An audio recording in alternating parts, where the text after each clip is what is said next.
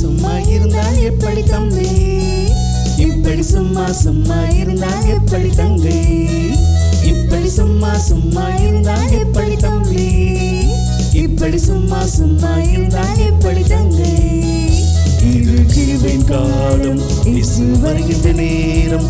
இது கிருபையின் காலம், இயேசு வருகின்ற நேரம். குரல் கொடுத்தார் பாடு, விரல் கொடுத்தார் மீட்டு, திரள் கொடுத்தார் பேசு, பதில் கொடுத்தார் ஓடு.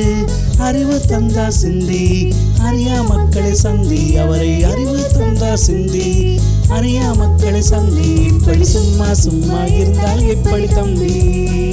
இப்படி சும்மா சும்மா இருந்தால் எப்படி தங்கை?